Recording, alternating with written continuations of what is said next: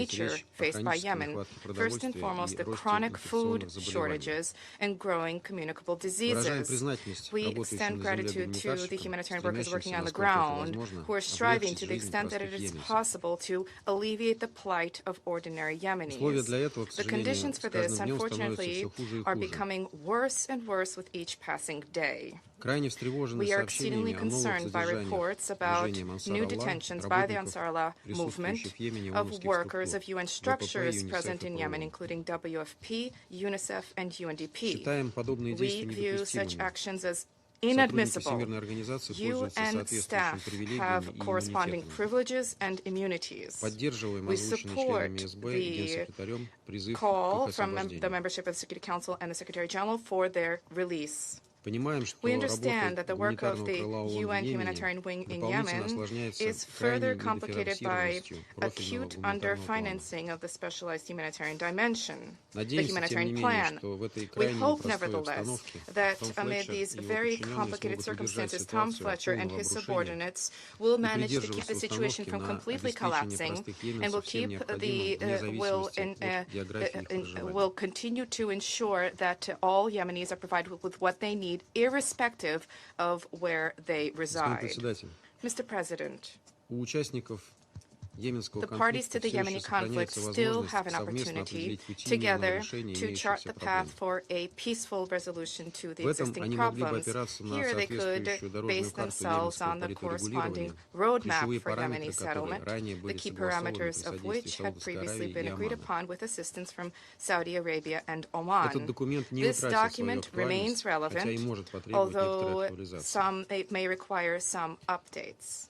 We continue to believe that recovery and lasting normalization of the situation in that country can only be achieved through negotiations, through inclusive intra-Yemeni dialogue with all parties, including the Houthis. We believe that the objective of all conscientious members of the international community is to pool efforts and help the Yemenis to finally launch the process of comprehensive political settlement under the aegis of the United Nations, which it would be important to base this on the updated normative legal basis. I wish to take this opportunity to extend our unstinting support for Special Envoy Grunberg in his mediation efforts. Mr. President, the situation in Yemen is affected in an exceedingly negative way by the ongoing escalation of confrontation between Israel and Ansar Allah. Following each missile or drone attack by the Houthis targeting Israeli territory, which we view as unacceptable, West Jerusalem carries out a disproportionate, in terms of magnitude, act of retribution, as a result of which many innocent civilians die or are seriously wounded. The recent bombing of Sana'a and Al-Juf province, according to existing reports, claimed the lives of 35 people and wounded another 131 people. In what is now a pattern, the casualties of Tzahal attacks targeting the territory of Yemen frequently become civilian objects.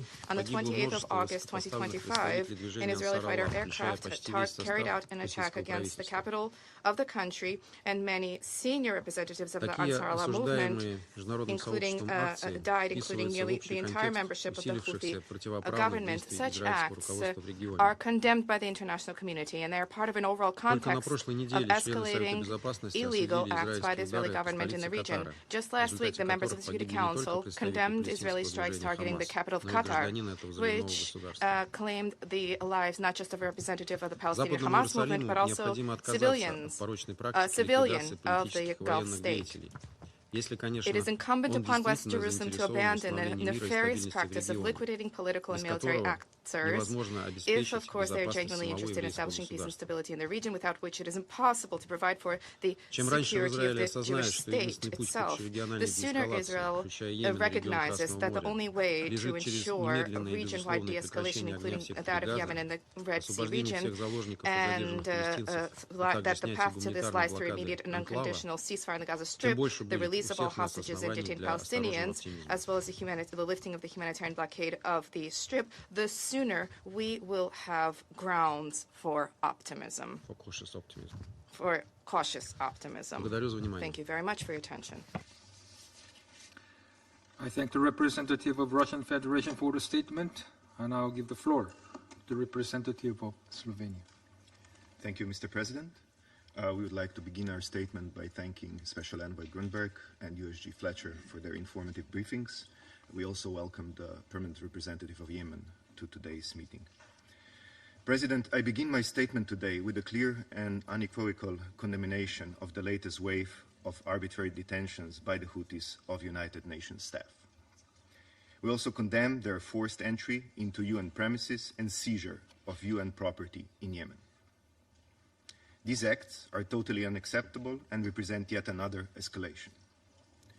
They also add to the already unacceptable detention of personnel from the UN, national and international NGOs, civil society, and diplomatic missions over the past number of years. They are a clear violation of international law and an affront to peace efforts and to our UN family. Let me convey my country's message in the most clear and simple way. All those detained by the Houthis must be released immediately and without condition. Humanitarians must be enabled to carry out their life-saving and life-sustaining work freely and safely. We too are deeply concerned by the impact detentions could have on the humanitarian situation in Yemen when needs are so high. Yemenis already struggle to survive without adequate food, medicine, and shelter. For many, including internally displaced persons, women and children, humanitarian workers are the last lifeline. We appreciate the efforts of the Special Envoy, the Emergency Relief Coordinator, and the whole UN system to secure releases while also striving to achieve peace and to assist the local population. To the Houthis, we say directly, these reckless and inhumane acts only harm your own people, the Yemeni people. Reverse course now. Mr. President, Slovenia also deeply regrets that the cycle of hostilities between the Houthis and Israel has once again seriously escalated. We condemn continued Houthi targeting of Israel, as well as strikes by Israel in Yemen, which have reportedly resulted in civilian deaths, have caused damage to critical civilian infrastructure, and have come very close to UN facilities. These back-and-forth attacks must end. We repeat our long-standing call for immediate de-escalation and for the full respect of international humanitarian law by all parties, including the protection of civilians and civilian infrastructure. Yemen's unity, sovereignty, independence, and territorial integrity must also be respected. The same core principle applies to all countries of the region. Mr. President, Yemen cannot afford to be further engulfed in a spiraling regional conflict. Neither can we afford a return to full-scale war on Yemeni soil. The people of Yemen deserve a genuine and inclusive political process. It is long overdue. They should not be used as a pawn in a geopolitical game. The best option and course of action is for all parties to engage in good faith and without preconditions with the Special Envoy's efforts towards a consolidated ceasefire and the development of a UN roadmap. Slovenia reiterates its commitment to a just and lasting peace for the Yemeni people and stresses the importance of the unity of the Security Council and the broader international community to finally deliver on this goal. As the Envoy said, we need to bring the focus back on Yemen. I thank you. I thank the representative of Slovenia for the statement. I now give the floor to the representative of Greece. Mr. President, I would like to thank Special Envoy Hans Grundberg and Under-Secretary General for Humanitarian Affairs Tom Fletcher for their pertinent briefings today. I also welcome the participation of the permanent representative of Yemen in the meeting. The security situation in Yemen has reached a critical crossroad. During the last weeks, Houthis have displayed an alarming escalation of violence by intensifying their attacks while we are witnessing a political stalemate in the peace negotiation process. I wish to make 3 points. First, Greece condemns in the strongest possible terms the Houthi invasion into the premises of the World Food Programme and UNICEF in Sana'a, which had led to the forcible detention of at least 21 UN personnel. More than 40 UN and NGO personnel, diplomatic staff, and humanitarian workers are now unlawfully detained by the Houthis. We express our deep gratitude for their service in very difficult circumstances. We strongly reiterate our call for the immediate and unconditional release of all arbitrarily detained personnel. The tragic death under Houthi detention of a member of the World Food Programme on February this year remains unaddressed. We call for the immediate and transparent investigation of his death. The recent press statement issued by the Council on the 12th September sends a unified and unequivocal message of condemnation of these acts. Humanitarian workers face increasing violence and threats. Houthi arbitrary detentions have aggravated security conditions, thus affecting the delivery of humanitarian response. Life-saving and life-sustaining humanitarian assistance and protection services must continue uninterrupted to avoid, as we just heard, a humanitarian catastrophe. Second, maritime security and freedom of navigation in the Red Sea region continue to deteriorate. The Houthi attacks against commercial vessels Magic Seas and Eternity Sea in July severely undermined the already fragile trust to an important international maritime trade route. Greece strongly condemns these attacks, which pose a severe threat to freedom of navigation and impact on peace and security in the region. 4 crew members of the Eternity Sea were killed, while 11 more are still held hostage by the Houthis. We call for the immediate release of all and their safe return to their families. Their lives and welfare of seafarers must be protected at all times. Greece remains fully engaged in safeguarding maritime security in the Red Sea region by continuing to provide leadership and substantial support to EU naval operation Aspides in line with the Security Council resolutions and with full respect to the operation's defense posture. Third, the international community must intensify coordinated efforts towards de-escalation and rebuild of trust between the parties. Regional stakeholders remain crucial for achieving tangible results. We condemn the continuous strikes by the Houthis against Israel, which fuel military escalation and perpetuate instability in the region. In any case, the protection of civilians must never be jeopardized.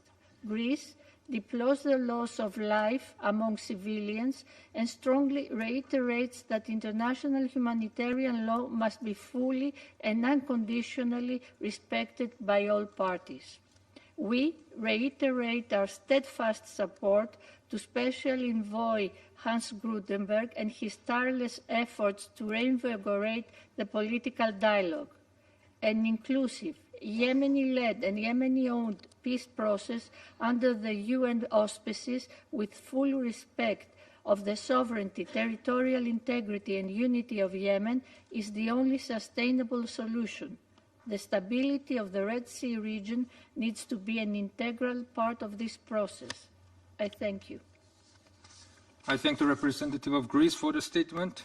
I shall now make a statement in my national capacity.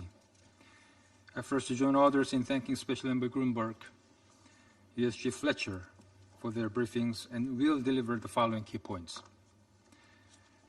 First, that the Republic of Korea condemns in the strongest possible terms the ongoing, continuing, and new detentions of United Nations personnel by the Houthis, as well as the forced entry into WFP and UNICEF premises and the seizure of UN property. There is no justification, none, that can excuse the arbitrary detention of those who devote to themselves to alleviating the suffering of the Yemeni people. Such unlawful acts are totally unacceptable. What the Houthis must do is to restore, without delay, a safe and secure operating environment for humanitarian actors. Also, the Houthis must heed the united voice of the Security Council and the international community and release immediately and unconditionally all detained UN, NGOs, civil society, and diplomatic personnel. Second, we express our deep concern over the recent escalation of hostilities in Yemen. Amidst continued regional instability, we note with dismay the Israeli airstrikes in Sana'a last month, as well as their airstrikes last week that reportedly caused significant civilian casualties, including multiple journalists. Following this, we witnessed the Houthis' intolerable further detentions, along with their retaliatory vows through drone and missile attacks. Such retaliatory reaction dynamics only fuel a dangerous spiral, which not only exacerbate the suffering of the Yemeni people, but also poses grave risks that extend far beyond regional security. We call on all parties, especially the Houthis, to exercise the utmost restraint in order to prevent any further deterioration of the situation. Third, we remain gravely alarmed by the deepening humanitarian crisis in Yemen. As the country's economic outlook for this year remains bleak, the World Bank reports that oil export blockades, currency depreciation, and liquidity shortages are crippling public finances and household consumption, leaving people in Houthi-controlled areas suffering the most. Rising inflation, coupled with the shrinking donor aid and Red Sea tensions, is further exacerbating food insecurity and the country's already dire humanitarian situation. Unimpeded humanitarian access, sustained donor support, and renewed political will are essentials to alleviate suffering, restore economic stability, and address the Yemeni people's urgent needs. Lastly, we once again emphasize the importance of fully implementing all relevant Security Council resolutions, including the arms embargo, particularly at this crucial juncture. We also take this opportunity to highlight the panel's essential role in monitoring the implementation of sanctions measures. In this connection, the Republic of Korea welcomes the recent appointment of arms experts, enabling the panel of experts to return to full capacity. Colleagues, there is no denying that Yemen is passing through a dark and difficult tunnel. Yet we must not lose sight of the prospect of a brighter future for the Yemeni people. To this end, all parties, especially the Houthis, must choose a sustainable path forward that alleviates the hardship of the Yemeni people, rather than one that fuels further humanitarian suffering and regional instability. The Republic of Korea reaffirms its commitment to an inclusive, Yemeni-led political process under UN auspices and remains steadfast in supporting efforts to alleviate the suffering of the Yemeni people. I now resume my functions as the presidency. I now give the floor to the representative of Yemen. اسمحوا لي في البداية السيد الرئيس Mr. President, at the outset, allow me to congratulate you on your presidency of the Council for this month, and we wish you every success in your duties, as well as your delegation. And we'd like to thank your predecessor, the permanent representative of the Friendly Republic of Panama, for their successful presidency last month. And we'd also like to express our gratitude to Mr. Hans Grunberg and Mr. Tom Fletcher for their briefings. Mr. President, 11 years have passed since the terrorist Houthi militia's coup against the state, against national consensus and the aspirations of the Yemeni people for security, stability, construction and development. moment. 11 years that these militias, backed by the Iranian regime, have continued their destructive and escalatory approach, evading peace obligations and undermining all efforts and initiatives aimed at achieving peace. They show no regard for the humanitarian suffering of the Yemeni people, and they systematically destroy Yemen's resources. These militias use civilians to fuel their military adventures and commit all kinds of crimes against Yemenis: sieges of cities and villages, abductions, arbitrary detentions, enforced disappearances, torture, killings, demolition of homes and places of worship in areas under their control.